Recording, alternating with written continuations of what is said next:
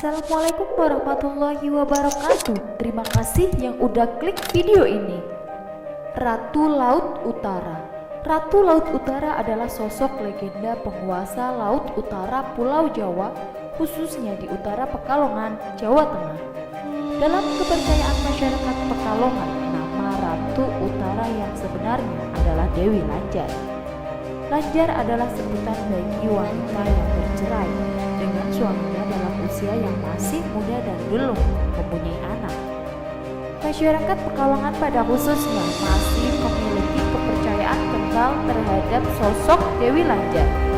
Misalnya, jika ada anak hilang pada saat bermain di pantai, mereka percaya bahwa anak tersebut dibawa oleh Dewi Lanjar.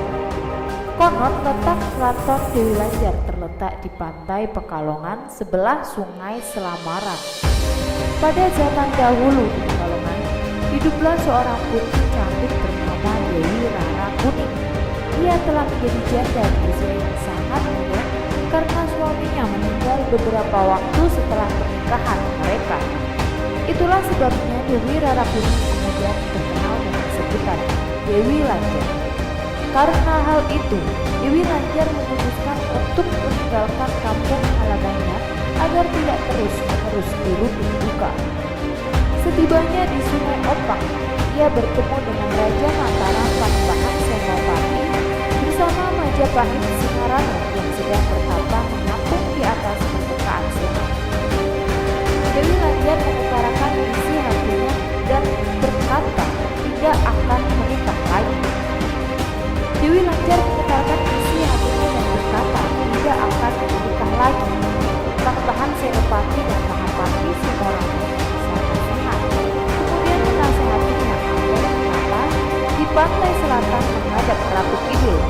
Selanjutnya mereka berpisah. Panembahan Senopati beserta patihnya melanjutkan bertapa menyusuri Sungai Opang, sedangkan Dewi Lanjar menuju pantai selatan.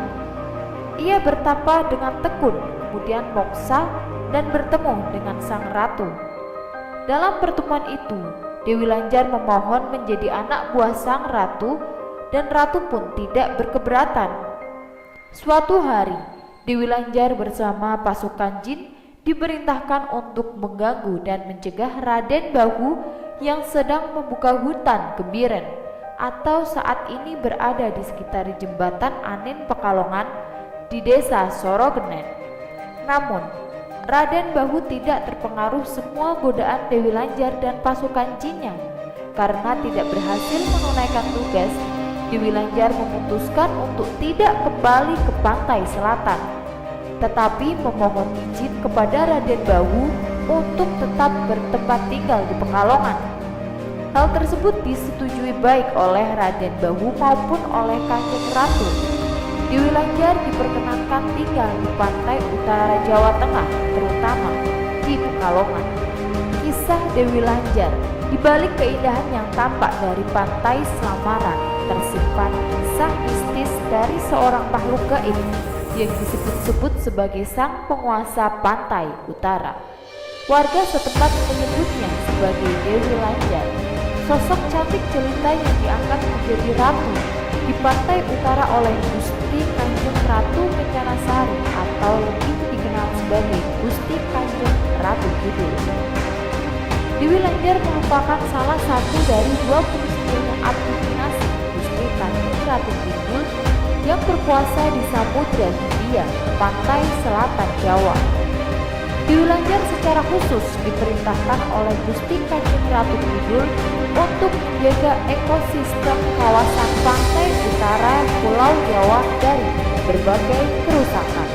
Dewi Lanjar dahulunya adalah seorang manusia bernama Siti Hadijah yang sangat sakti dan gemar bertapa.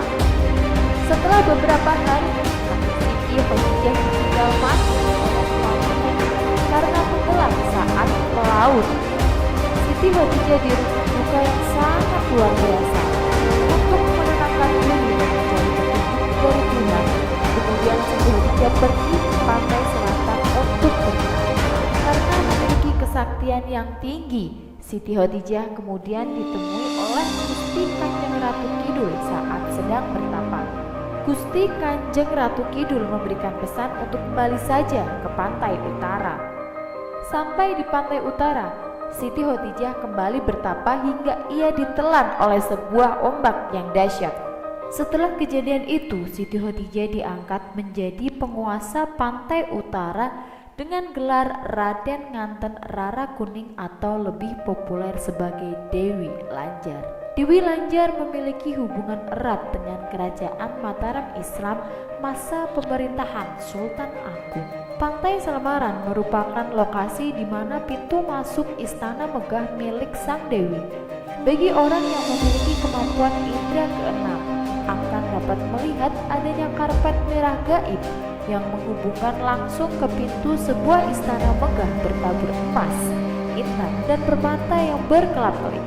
Dewi Lanjar dan pasukannya memiliki wewenang khusus untuk menjaga setiap harta karun yang tersimpan di laut pantai utara.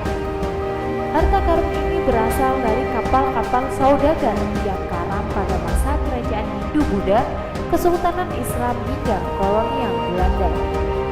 Dewi Lanjar menjaga harta karun ini agar tetap digunakan untuk kepentingan bangsa dan negara, bukan untuk kepentingan memperkaya pribadi.